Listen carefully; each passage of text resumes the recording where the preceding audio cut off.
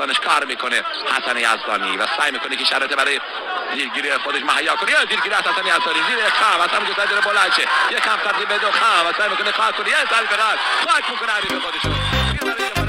این آهنگ رو تقدیم میکنیم به ملی پوشای عزیز استان مازندران به امید موفقیت در مسابقات جهانی 2022.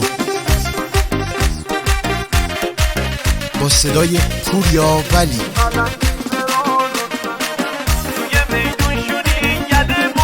تنظیم آهنگ کمیل پولایی.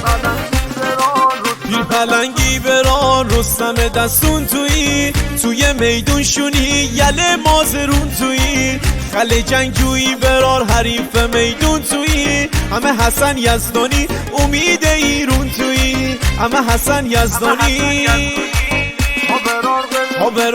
ها برار اصل و نسب دارمی ها برار یک زنه ایارمی ها برار غرش شیرونمی ها برار شاه مازرونمی ها برار شاه مازرونمی. حمله میکنه 9 ثانیه از وقت باقی مونده. یک بار یه شات زیرگیری میکنه کارمقاس پلیس کارمون نمیده. 5 ثانیه 4 ثانیه 3 ثانیه 2 ثانیه یک سه تمام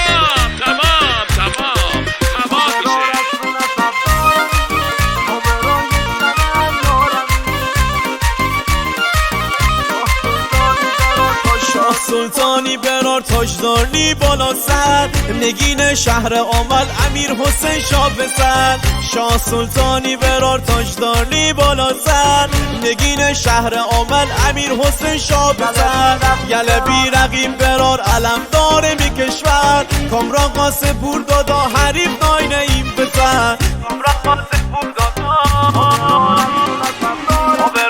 ها برار اصل و نسب دارمی ها برار یک زنه ایارمی ها برار غرش شیرونمی ها برار شاه مازرونمی ها برار شاه